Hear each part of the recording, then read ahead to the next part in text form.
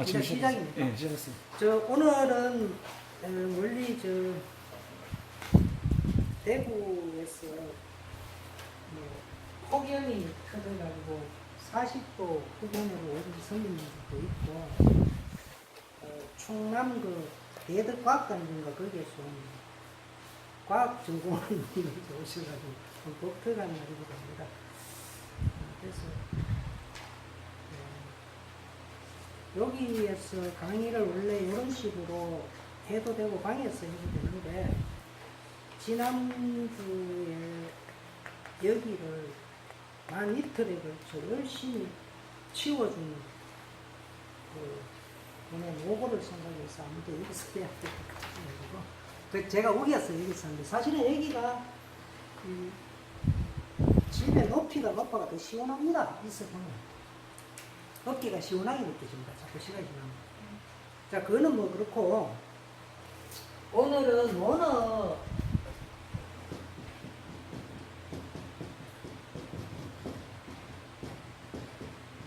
그래서 12편입니다. 12편인데,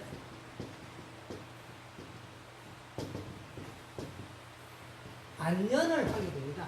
안년이라는 사람은 공자의 흔히 수제자라 이렇게 생각하는데, 공자가 가장 사랑한 것처럼 이야기를 했기 때문에 저게 이제 언어를 연구하는 사람들한테 안년에 대해서 모든 사람이 수수께끼를 풀게 되는데 논어를 읽어보면 뛰어난 점이 없는데 왜 이 사람을 앞으로 공자가 아꼈느냐 하는 게 또 의심스럽기도 하고 그리고 안년이니까 안년이 진짜 덕에 관해서 이야기를 해야 되겠죠. 덕을 이야기하니까 이것은 이제 안년하고 관계되는 공자학관에서 덕을 이야기할 때 인을 이야기하니까 이건 아마 인에 관한 이야기일 거다 이렇게 생각이 드는데 실제로 원어에서 인에 관해서 이야기하는 것은 원어 4편 리인입니다. 인이 인에 관해서 이야기하고 전체적으로 인이 쫙 깔려가 있지만 요 안년이 또 인에 대해서 이야기합니다. 이런 식으로 좀 집중적으로 들어있는 것이 원어의 특징인데 그러면 여기에서 안년과 인인데 만약에 정치에 대해서 이야기하면 2편 위정이 정치에 대해서 이야기하고 그리고 안년과 반대로 정사에 뛰어났다는 자로 13편 자로가 또 요거 두 개가 정치에 대해서 이야기하고 요거는 4편 미인하고 12편 안년이 이를 이야기합니다. 그러면 이런 식으로 따져가면요 3편 8일하고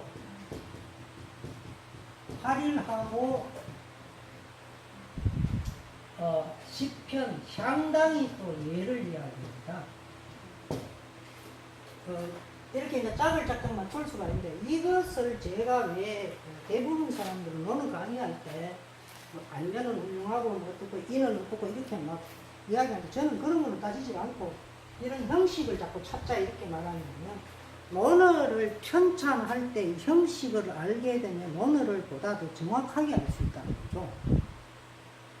그래서 리인은 가만히 보면요 뜻밖에도 여기에 책을 가만히 검토해보면 7개나 그러니까 4편에서 첫 번째에서 7번째까지 다 인에 대해서 이야기합니다. 그리고 안년도 마찬가지로 처음에서 4번째까지 인에 대해서 세 번째까지만 나온 것 같지만 부루불구라는 말, 부루가 인에 대해서 인을 실천하는데 근심하지 말라는 말이기 때문에 역시 인에 대한 이야기입니다. 그리고 미정은 전체가 대부분 다 정사를 이야기하고 자로도 앞부분에 이제 정치를 주로 이야기합니다. 8일은 이거는 또 뜻밖의 계속해서 예에 대해서 이야기하는데 예로 바로 들어가지 않고 음악, 춤에 대해서 이야기를 한다는 것이 아주 독특한 겁니다. 그리고 이 8일을 제대로 이해를 하게 되면 우리 사회를 지배하는 이데올로기라는 것을 어떻게 구축해 나가는 것을 알 수 있습니다. 현대를 이해하는 데 굉장히 도움이 됩니다. 그래서 여기에는 악이 나옵니다. 악이 나오고 시가 나오고 얘가 이렇게 군더더기 없이 이런 것들이 딱 열려 있습니다. 그리고 향당은 원래 제자들이 공자를 관찰한 이야기이기 때문에 이곳에는 자활이 딱 한 글자가 나옵니다. 자활이 한 글자가 나오니까 그 아주 못된 놈 정삼이 자기 이름 못 집어였죠. 이 정삼 얘가 곳곳에 지 이름 집어였는 통에 읽다가 보면 막 저는 좀 화가 납니다.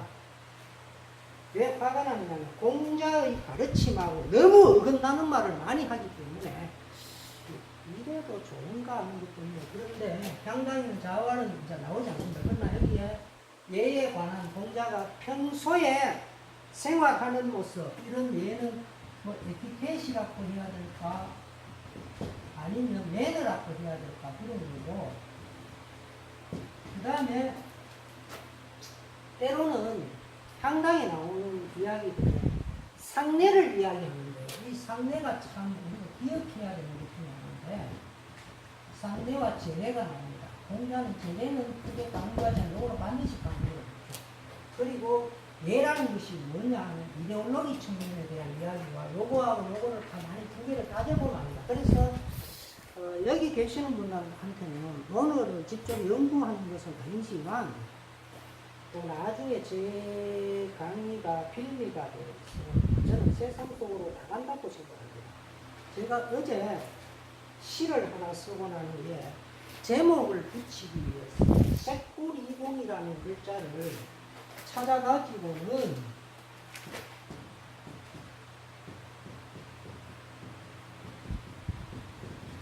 위키피디아에서 찾으니까 이제 그 색불이공도 그렇고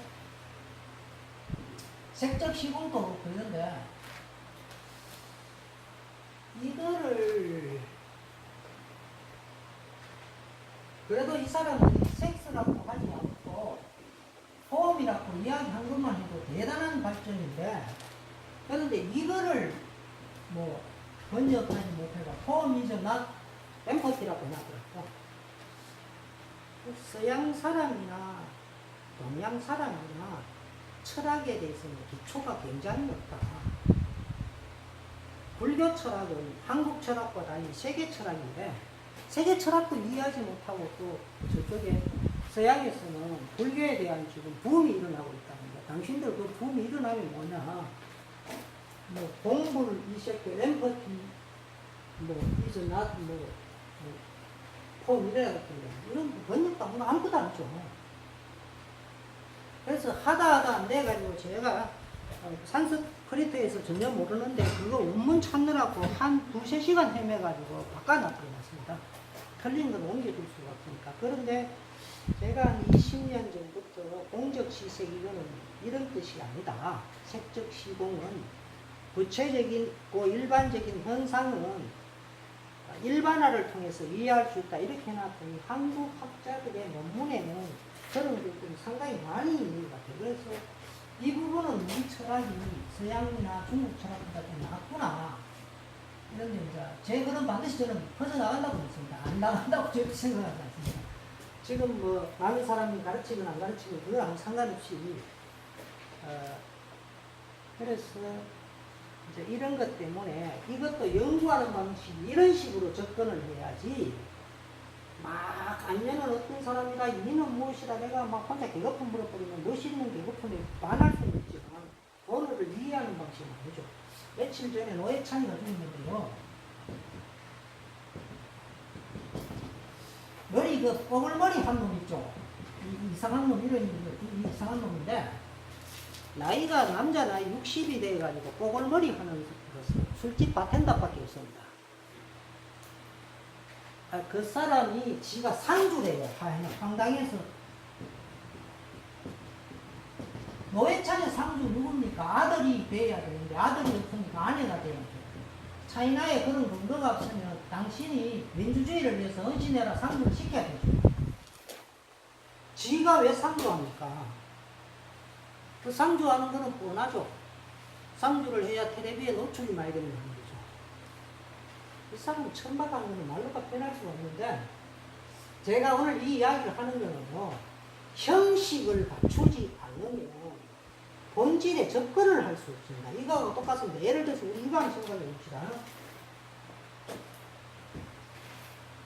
소상이 딱 나면요, 제일 먼저 이제 시신을 이렇게 점검을 딱 합니다. 점검을 해가지고 손가락 같은 거, 그 다음에 발 같은 거, 그 다음에 입을 이렇게 약간 벌려둡니다.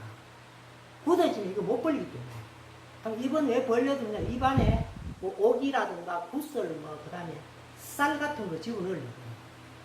하고 손도 이렇게 편안하게 주무시게 하고 싶으면 편안하게 놓고, 만약에 독 같은 데 넣어서 장례를 지내는 나라에서는 몸을 미리 구부려가지고 넣기 좋겠다 하게 만들어 놓죠. 그러니까 편안하게 눕혀가지고 점검을 하는데, 이게 아무것도 아닌 것 같지만 우리가 법의학에서 조사하는 거하고 똑같죠. 이 사람이 변사자냐 아니면 다른 것이냐, 이거 조사하는 과정이죠. 그리고 이름도 그때까지는 이제 다르게 사용합니다. 구라는 말과 관이라는 말하고 이게 전혀 다른데, 그러고 난 후에 이제 상주를 정하고 나면 그 다음에 호상이라는 말을 하는 거예요. 호상을 주관하는 담당자인데, 상주를 정한다, 이거는 굉장히 중요한 건데요. 이거 자칫하면 큰 문제가 됩니다. 상주가 누구냐에 따라서 왕위에 바뀌죠. 왕과 같은 거. 상주가 누구냐에 따라서 아내의 위치가 완전히 바뀌어버리죠. 그러니까 이거 제일 먼저 정해야 됩니다. 근데 뭐 정의당 탈당했고, 뭐 어디 가서 TV 나가가지고 뭐 촉새처럼 떠들기나 하는 사람이 이거 이 사람하고 관계가 좀 있습니까? 시켜도 사양할 줄 알아야 돼요. 이거 사양할 줄 모르는 사람인데, 이게 이제 장자에 나오는 불사이의입니다. 사양하지 않고 끄덕거린다는 뜻인데, 자, 이래가지고 상주가 되는 건 왔는데, 상주가 딱 됐으면요, 호상과 의논을 해가지고 제일 먼저 해야 되는 게 노회찬의 죽음이죠. 노회찬이가 정말로 자살했느냐 타살이냐, 이거는 법의학적 검시를 반드시 거쳐야 됩니다. 제가 조금 전에 이야기했죠. 사람이 죽으면 손가락 발가락 다 조사를 하기 시작한다고. 그리고 입을 딱 벌려놔요. 굳어버리면 망치로 깨가지고 시신을 훼손할 수 없잖아요. 그리고 상태를 다 보죠. 그리고 사람이 입을 벌리는 것도 가만히 생각해 보면요, 사람이 죽었을 때 입을 벌렸느냐 안 벌렸느냐를 갖고 죽음의 순간을 예감할 수가 없죠. 그래 해가지고, 자, 그 다음에 우리가 상식이 안 맞는 거는 노회찬 정도의 지성이라든가 인격의 수준 같은 거, 이걸 볼 수가 있죠. 평생 동안 거짓말 안 한다라고 봐야 되죠. 노회찬은 거짓말을 잘한다가 아니라 안 한다고 봐야 됩니다. 거짓말 잘하는 뭐 홍준표나 이런 사람, 뭐 요새 말하는 그 이상한 김부선 이런 아이들하고 다르죠. 거짓말을 안 한다라는 것을 관점으로 볼 때, 그분이 미국 가기 전에도 나는 돈 받지 않았다 그랬고, 미국 갔다 와서도 돈 받지 않았다는데 유서에 왜 4천만 원 받았단 말이 나옵니까? 그럼 노회찬이는 자기의 거짓을 감추기 위해서 죽은 추악한 놈, 이거 밝혀줘야 되죠. 그렇게 당신은 한 분의 죽음을 무섭게 보느냐 이거죠. 그러면 시신을 법의학자들이 와가지고 다 조사해야 됩니다. 이게 이제 제가 아까 얘기했던 논어를 공부할 때 형식을 공부해야 된다. 형식을 하라고 해놨다.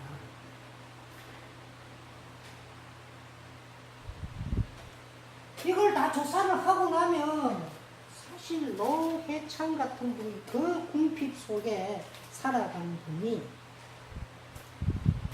저는 거짓말을 할 거라고 생각해요. 제가 한국인 중에 거짓말을 가장 하지 않았을 거라고 믿는 분, 한 분은 김대중 대통령 지금 돌아가신 분이고, 한 분은 이 노회찬도 거기 해당이 된다고 보는데, 노회찬의 아내는 뭐 명문대 출신도 아니고 중학교 겨우 나왔는가 중학교도 못 나오는 그런 공장에 일하던 분하고 공장에서 노동운동 하다가 사랑해서 결혼했다 이 말인데 욕심 없이 결혼한 분일 정도인 사람이 죽기 전에 거짓말 유서를 쓰고 남긴다. 이게 이 사람 얼마나 욕보이는 겁니까? 저는 그 사실에 분통이 터져서 가슴 아파했습니다. 그러고 사람이 죽었을 때 운다. 아주 슬피 운다. 참 멋있는 것 같은데요. 모든 사람이 슬피 울 때 이 호상에 해당되거나 이런 사람들은 울 게 아니라 냉정하게 사태를 꿰뚫어 보고 있어야 되죠. 거기에 뭐 조국이나 뭐 심상정이나 유시민이나 그 찝찝 울고 앉아요. 됩니까 그게? 하고 정신 나간 놈 또 하나 있는데 일마. 노회찬이 죽었다는 말을 9시 48분인가 49분에 제가 뉴스에 나오는 걸 봤는데 30분도 안 돼가지고 전문 형식의 말이 된다고. 세월호 같은 것은 빨리빨리 구출해야 되지만 한 인간의 죽음은 시간을 두고 충분히 예의에 어긋나는가 보라는 식으로 밑에 사람한테 지시를 내려야지. 이 말부터 문제거든요. 다른 사람은 이 말 따라 빨리빨리 땅에 묻어버려야 되죠. 이것도 참 저는 이상한 사람들 제가 형식적 혁신도 없고 이 이야기 제가 또 한 가지 넘어가는데요. 아무래도 전국이 다 똑같지만 전국 지역은 육아의 풍습이 많이 남아 있습니다. 제가 어릴 때 육아의 보장 뭐 맞는가 아닌가 모르겠는데 약간 그렇습니다. 초상이 일어날 때 고향에 나오면 A라는 분이 죽었다. 우리 큰 집에서 죽으면요, 시신이 집에서 대문 밖을 나갈 때 여성들이 대문에 있는 살인문이 있죠. 살인문 밖을 넘어서지를 않습니다. 여기서 다 울고 있어요. 그래서 그놈아 왜 여기로 안 갑니까? 저하고 같이 산소 갑시다라는 야야, 여자는 밖으로 여 밖으로 가면 안 돼. 이래요. 이걸 지금도 지킵니다. 그런데 이석기라는 분이 잡혀갈 때 김재현이라는 국회의원은 공적인 인물인데 땅에서 까무라쳤죠. 자기 아내 남편이 아닌데 까무라치면 안 됩니다. 만약에 여러분들도 A라는 집안에 5형제 집안이라고 합시다. 5형제 중에 A라는 셋째가 죽었는데 그 아내가 까무라치는 거는 되는데 둘째 형수나 재수가 까무라치면 주변에서 무슨 생각을 하게 됩니까? 이 셋째하고 요새 말하는 미투가 있었다고 생각할 수도 있죠. 그래서 죽음에 고고를 할 때도 뭐 아이고 해라, 에이구 해라 이렇게 형식을 정해주죠. 형식적 절차 아무것도 아닌 것 같지만 이게 굉장히 중요합니다. 그래서 오늘을 읽을 때 이걸 봐야 된다 이거죠. 이거는 왜 인자가 여기는 잘 물려있느냐, 여기는 시작할 때 왜 물려있느냐. 그런데 변명의 이름은 안년인데 실제로는 안년이 여기에 많이 안 나옵니다. 세 명이 나오고 끝입니다. 여기도 자루라고 되는데 자루는 별로 안 나옵니다. 다른 데만 나옵니다.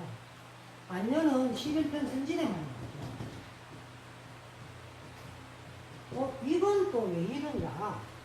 이런 것을 공부하고 연구를 하게 되면 이 책의 편명을 정하던 사람, 옛날에는 편명을 정하기가 쉬웠지 않습니까? 대나무 쪽이 수없이 있는데 거기 구멍을 뚫어놨으니까 바깥치기가 꽂기만 하면 되죠. 그런데 여기만 안년이라고 하고 거기에 어떤 내용을 모았느냐를 연구함으로 해서 이 책을 처음 편찬했던 자공이라는 인물도 알 수 있고 언어의 주제도 알 수 있죠.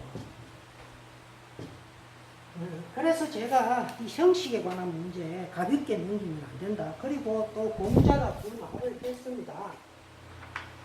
소상을 치른다는 것은 형식적으로 잘 치르는 것, 이가 아니라, 이는 다스림 치자의 뜻입니다. 아니라 슬퍼하는 것이다. 천기라고 이렇게 이야기하는 거예요. 이거는 뭐 우리가 에라 공부 지금식으로 번역하면 되는데, 이렇게 해놓고 소상은 슬퍼하는 것이라는 기록이 굉장히 많이 남아있지만 공자는 아주 확실히 정해줍니다. 무엇을 정해주느냐면, 자공이 복삭의 희양을 없애려고 하니까 얘야 없애지 마라. 너는 그 양 한 마리를 아끼지만 나는 애를 아낀다. 이렇게 이야기하고, 이건 무슨 말입니까? 양을 복삭이라는 것은요, 옛날에 달력, 시간을 천자가 자기 거였어요. 이 세상에 시간이 천자의 것이라 가지고 기분 나빠요. 예를 들어서 입춘이라고 쓸 때도 저는 상당히 불쾌한데, 그러니까 제가 이렇게 딱 써버리면 어디선가 날라와가지고 당신은 한문 선생이라는 것도 입춘도 쓸 줄 모르나 이거요. 입춘은 들립자가 아니고 설립자야 이렇게 이야기해요. 그래서 맞습니다. 당신 말이 맞다 이라고 고쳐가 이래 놓고 마는데, 이게 봄을 세운다고 봄이 되었다고 어느 게 맞는 말입니까? 봄이 되었다가 맞는 말 아닙니까? 봄을 세운다는 것은 천자라는 자식이 시금방지게 봄을 지가 딱 만들어서 세웠다 이 말이죠. 이런 거 제가 싫어합니다. 니들 왜 그런 수준이냐. 그래서 사람들이 좀 공부를 못해가 입춘이라고 쓸 것 같은데 사실 이 글자가 맞습니다. 입춘 대림이 그런 거죠. 그리고 오늘 이야기하는 김에 제가 이 동영상을 보던 어떤 사람이 당신은 한자도 제대로 쓸 줄도 모르고 그런 식으로 논어를 그만큼 무식한 사람이 또 그런 적도 있고 그토록 무식해서 논어를 어떻게 강의하느냐. 당신은 논어 강의하지 말고 좀 꺼지소 이렇게 누가 올려놨더라고. 그래서 제가 여기에 대해서 한마디를 하는데요. 한자를 쓴다는 거는 제가 잘 안 쓰기 때문에 또 틀리게 쓰기도 하는 거예요. 제만큼 공부를 하면 한자 쓰는 게 간단합니다. 그런데 또 한자 잡고 쓰면 시간이 자꾸 남기니까. 그것도 제가 좀 하고 싶지도 않고. 그 다음에 저는 우리가 잘못 알고 있는 논어의 이해, 논어의 철학적 바탕을 새롭게 세운다. 여기에 관심이 있지. 칠판에가 뭐 한자 쫙 멋있게 써가 폼 잡고 여기는 별로 관심도 없고 그것도 아닙니다. 그래서 여기 오신 분한테 제가 아까도 조금 말하다가 말하는 말을 다시 한번 말씀을 드리는데요. 제가 최근에 대학교 교수를 조금 만났는데, 서울대학 교수도 강의하는 분도 있고, 아는 분들도 있고 그랬는데, 그 사람들하고 이야기하면 아주 기초적인 걸 잘 몰라요. 철학에서 갈래가 형이상학, 윤리학, 인식론, 논리학, 미학 뭐 이런 게 있습니다. 이런 걸 크게 5개로 나누는 분들이 있는데, 형이상학은 최고 가치가 뭐냐 하는 아주 이상한 거 자꾸 이야기합니다. 윤리학은 착하게 살 것인가 나쁘게 살 것인가, 인식론은 어떻게 이해하는가, 뭐 이런 거고, 논리학은 그냥 논리학이고, 이건 아름다움은 무엇이냐 이런데요. 여기에서 많이 헷갈려 보입니다. 근데요, 여기 계시는 분들한테 제가 아주 이렇게 설명을 해보겠습니다. 자기 고향에 있는 사람 중에서 뭐 갑순이하고 갑돌이하고 그 다음에 뭐 미해라는 이 세 사람이 있다고 합시다. 이 세 사람이 있으면 갑순이의 특징은 갑돌이가 아니죠. 미해라는 사람의 특징은 갑순이와 갑돌이가 아니죠. 여러분 기억하죠? 형수는 내 누나가 아니죠. 누나는 엄마가 아니죠. 엄마는 아버지가 아니죠. 이렇게 딱 나누면 이게 분명히 눈에 보일 겁니다. 착하게 살아라 하는 말은 최고 가치가 무엇이냐 하는 말이 아니죠. 가장 위대한 것은 예수라든가, 가장 위대한 것은 신이라든가, 가장 위대한 것은 존재에 대한 깨달음이라든가, 우주는 어떤 것이다, 우주는 어떤 것이라는 이 말에 왜 착하다, 나쁘다는 말이 들어갑니까? 알기 쉽죠? 착하게 산다, 나쁘게 산다는 말은 인식론 이렇게 이해하느냐, 저렇게 이해하느냐의 문제가 아니죠. 그렇지 않습니까? 그러니까 이거 이해가 되죠? 이거를 아는 방법은 이 말을 네이버 같은 데 들어가거나 철학 사전을 찾아가 무엇이라고 정해놨는 것으로 알 수도 있지만 이렇게 구분을 하고 나면 머릿속도 확 터질 겁니다.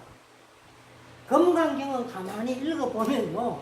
처음부터까지 뭐는 아니다 이래요. 그러니까 또 무엇이다 이래요. 그것도 뭐 하면 또 그것도 아니고 또 깨달으면 또 무엇이다 이래요. 그러니까 위대한 가치를 끝없이 찾아가는 과정입니다. 와, 이건 위대한 책이에요. 그러면 위대한 것이 무엇이다 이것이 그 속에 윤리학이 뒤엉켜 있다 하더라도 말하고자 하는 것은 더 위대한 가치, 더 깨달음이 있는 세계, 열애는 무엇이다 이 말 아닙니까? 이 말이면 아주 쉽죠. 아, 금강경은 형이상학이구나. 여기는 윤리학인 게 없다. 그럼 논어에는요 그런 거 없습니다. 이런 말 안 따집니다. 예를 들어서 자로가 삶과 죽음에 대해서 알고 싶다라니까 야, 이 자스가 나는 산다는 것도 묻는데 죽었는 거 내가 알면 어째 하냐 이래버리죠. 이분한테는 그런 건 안 통하는 거죠. 그러니까 논어에는 형이상학이 없다 이렇게 말해요. 이렇게 이해하면 아, 금강경이라는 책은 이런 책인데 우리가 더 위대한 삶, 가치 있는 삶, 그 본질에 관해서 알고 싶었던 갈증이 누구한테나 다 있었는데 동북아인들한테 없었던 것을 불교가 선물했구나. 이 사람들은 자기가 형이상학을 공부한다는 것도 모르고 밤새 금강경을 외운 게 맞다. 이렇게 이해할 수 있죠. 그러면 반야심경은 아주 간단하게요. 지혜에 이르는 심경이다 어쩌다 제목이야 어떻게 붙여놨기 때문에 가만히 보면 색은 공이고 공은 색이고 색은 공이 아니고 공은 뭐가 아니고 이런 말을 통해 가지고 우리를 이해하도록 자꾸 끌고 갑니다. 우리를 이해하게 한다. 우리를 이해하게 한다. 그러니까 이것이 인식론이라고 그러죠. 그럼 여러분 논리학은 상관론법 이런 거 잘 알 수 있지 않습니까? 그래서 이와 같이 이해하면 되고 불교를 이해하는 법이 그것을 처음부터까지 딸딸딸딸 외워가지고 글피다면 불경 한 구절을 말하는 것도 좋지만 저처럼 이런 식으로 이해하는 게 오히려 불경을 더 잘 이해하는 것일 수 있다. 그래서 언어를 이해할 때도 각 편명마다 특징이 그렇지 뭐냐. 이것을 꼼꼼히 따져 들어가는 것. 그리고 여기에는 제자가 나오고 저기에는 제자가 왜 한 명 딱 나오느냐. 이런 것이 결국은 완전히 익혀지고 그것을 구분해서 알 수 있게 되면 언어에서 공자가 말하고자 하는 주제를 다시 알 수가 있습니다. 그래서 제가 이 문제를 노회찬의 죽음과 함께 이야기합니다. 노회찬이 죽었을 때 한국인들이 노회찬의 죽음과 죽음을 검증해 나가는 과정을 거쳐야지 거치지 않으면 여기 있는 송명호 지금 죽여버리고 아파트에 떨어져 죽었다고 말할 수밖에 없죠. 그러면 아무 말도 못하죠. 우리는 그런 사태를 막기 위해서 저렇게 죽음을 처리하면 안 된다 이거죠. 그 사람 누굽니까? 존 녹거나 아니면 존 녹거가 아니면 누구야? 나는 당신이 하는 말을 찬성하지는 못하지만 당신이 그 말을 할 권리가 있다는 것을 죽을 때까지라도 보장하겠다. 그런 말도 하고 자유론인가 뭔가 나오는데 한 인간이 가진 근원적인 욕구나 기본권을 보장해주기 위해서 위대한 철학자는 그렇게 애를 썼던 것은 공동체를 이루는 한 명 한 명의 목숨을 가벼이 하지 말라는 뜻인데 노회찬 같은 대단한 사람이 죽을 때 죽음을 저따위로 처리하는 우리나라는 야만인이죠. 문명인이 아니고. 저는 그걸 슬퍼하고 있었습니다. 그거가 직접 짜고 이렇게 눈물 흘리고 하지는 않고, 노회찬은 숭고하고 아름다운 분은 맞는데 우리는 저분의 명예도 풀어줘야 된다. 저분 절대로 돈 안 받았다. 누가 4천만 원 받았다는 뉴스를 만드느냐. 이거 밝혀야 된다. 그러니까 죽음도 두려워하지 않던 사람이 왜 3일 전에는 돈 안 받았다 했다가 죽는 날 받았다고 합니까? 이것도 이분의 삶에 대해서 원리적 모순이죠. 이분은 일생을 두고 자기가 믿는 세계와 자기가 걸어가는 길에 일치를 꾀했던 사람이죠.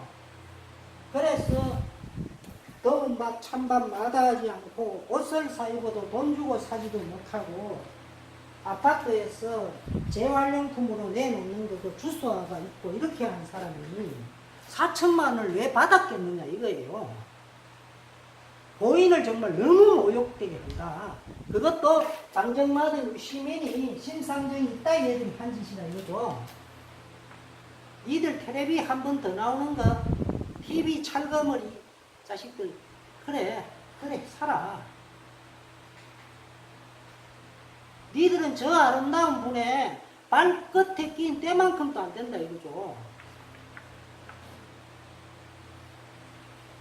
하여간 그 일로 저는 굉장히 며칠간 속상한 날을 굉장히 많이 보냈습니다. 저 울보 뭐 TV 같은 거 이런데 인터넷에 뜨면 꼴 보기 싫어가 계속 돌려뿌렸는데 노회찬이라는 분을 참 저렇게 우리가 보내도 되는가 저는 가슴 아팠습니다. 자 그거는 그렇고 거기까지가 이제 인이라는 그 안면이라는 것을 공부할 때의 방법.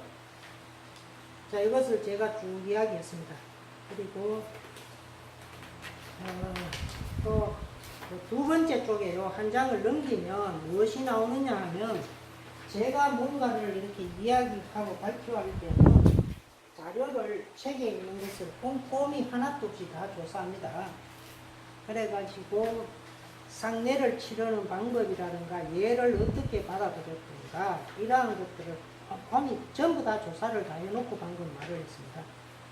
그리고 또 아까 저 밑에 2페이지 제일 아래쪽에는 1편 하기와 2편 위정, 3편 8일 여기에 일일이 인자가 몇 분 들어가는가까지 다 조사를 해봤는데 하기에는 16꼭지에서 3꼭지가 들어가고 위정에는 뜻밖에도 한 번도 안 들어갑니다. 8일에는 한 번이 들어가고 2일에는 나란히 7꼭지가 들어갑니다. 이런 것도 하나하나 검토를 해야 책의 전체적 성격을 알 수 있죠.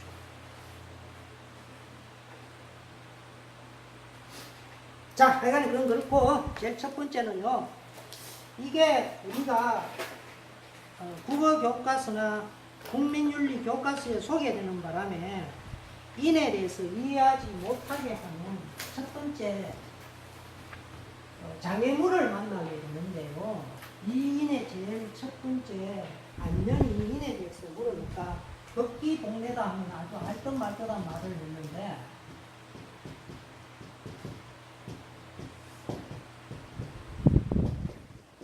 자기를 극복하고 인으로 들어간다. 자기를 이기고 예로 돌아간다 하는 이 말이 의미는 과연 뭐냐? 그리고 저것으로 인을 설명할 수가 있느냐 하는 것인데요.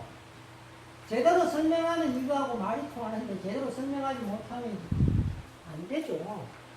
만약에 인에 대한 많은 그 속성들을 공자는 어떨 때는 뭐 사랑하는 거다고 이야기했고 어떤 데는 백이숙제처럼 목숨을 바치는 거라고도 이야기했고 살신성인한다는 말에 자기 몸을 죽인다는 말까지 했기 때문에 극기복례라는 말은 자비를 베푼다, 사랑을 한다 이런 뜻이 아니고 살신성인하고 하는 말이죠.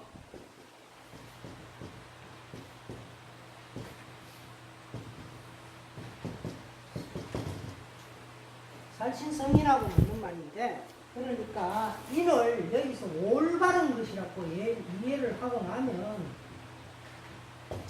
자기의 사사로운 이익을 극복하고 예라고 하는 사회적 문제, 사회적 가치로 돌아가서 목숨을 바친다. 이렇게 하면 이게 이해가 되는 말입니다. 근데 공자는 이런 식으로 관념적 말을 잘 안 했죠. 그래서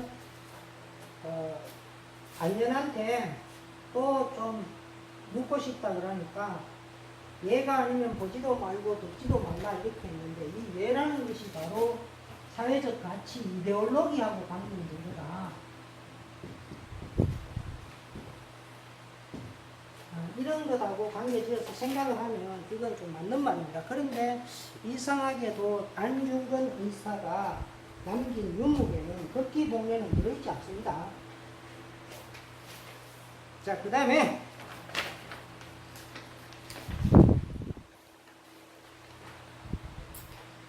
사마우가 인을 물었는데 사마우가 아니고 중궁이 인에 대해서 물으니까 문을 나섰을 때는 큰 손님을 맞이하듯이 하고 큰 제사를 백성을 부릴 때는 제사를 바꾸듯이 하고 자기가 바라지 않는 것은 남에게 베풀지 마라. 이 이상한 말을 하는데요. 여기에서 어느 전편에서 공자가 천자나 왕이 될 만한 사람이라고 이야기해 준 사람은 안녕과 중궁입니다. 중궁한테는 난면할 수 있다고 그랬으니까 이거 난면을 뭐 제후정거로 보는데 천자 맞습니다. 하고 안녕한테 가르쳐 주는 게 뭐 어느 나라의 수레를 타고 뭐 어쩌고 저쩌고 하는 게 이데올로기라든가 제도 일반을 가르쳐 줬기 때문에 이 사람도 천자가 된다고 맞는 것 같습니다. 그리고 여기에 나오는 말이 대빈 큰 국가적 인물, 예를 들어서 노회찬 같은 사람은 대빈이 될 수 있겠어요. 밖에 나갈 때는 일반 민중도 노회찬 같은 대빈을 모시듯이 공손하게 하고, 그 다음에 또 뭐 백성을 대할 때는 큰 제사를 받들듯이 하라. 이거는 제 마음하고 우연히 좀 맞는데 그렇다고 뭐 제가 공자하고 비슷한 마음을 가졌다고 해서 제가 훌륭하게 잘났다는 건 아니고, 제가 24살 때 대구 여가풀 이렇게 대구 여기 있으면 여기 한 4차선 되고 여기 도로를 이렇게 들어가는데 이쪽에 여기에 사창가 있는 거 그래요. 여성 두 사람이 내 어깨를 딱 잡더니 끌고 골목으로 이쪽으로 쫙 끌고 들어가는 거예요. 거둥대다가 어쩌지 못하고 제 몸이 좀 작지 않습니까? 포기를 하고 얘들 무슨 짓 하는가 싶어 가가 이제 방에 들어갔더니 저희가 사창가였어요. 그래가지고 얼마나 큰지 돈 내놔라 그래가지고 마침 그 돈 있어가 주고 또 앉아있으니까 얘를 끌고 갔던 여성이 아니라 어린 소녀가 들어오길래 볼펜하고 썬거 있나 하니까 썬것을 주길래 시를 한 수 적어주고 뭐 손도 안 잡고 나왔는데,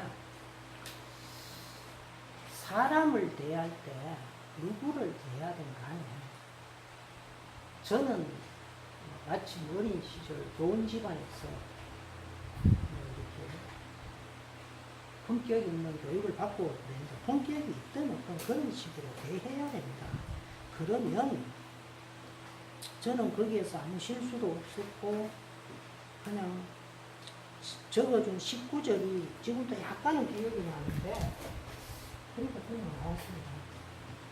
그래서 중궁이나 안면에게 사람을 대할 때 큰 제사를 받고 것이 아니라 음숙하고 겸손한 마음을 지내라. 이건 공자가 또 그렇지 않습니까? 열가만 있는 집도 가면 그 마을 사람 무시하고 여기는 촌놈이 살아 이렇게 말하지 않고 그 마을 입구에서 아주 음숙하게 경건한 태도를 취했지 않습니까? 그래서 이런 것은 우리가 논어를 통해서 배우면 또 새로운 맛을 느낀다고 보여집니다. 그리고 사마우가 인에 대해서 물으니까 인이라는 것은 말하는 것을 어려워한다 이렇게 말을 해가지고 뭐 그런 것을 인이라고 해도 됩니까? 이러니까 하도 된다 이렇게 말해요. 이거는 좀 특별한 가르침인데 이거는 우리가 누구에게 무엇을 가르쳐 줄 때 그 말의 핵심이나 본질을 가르치는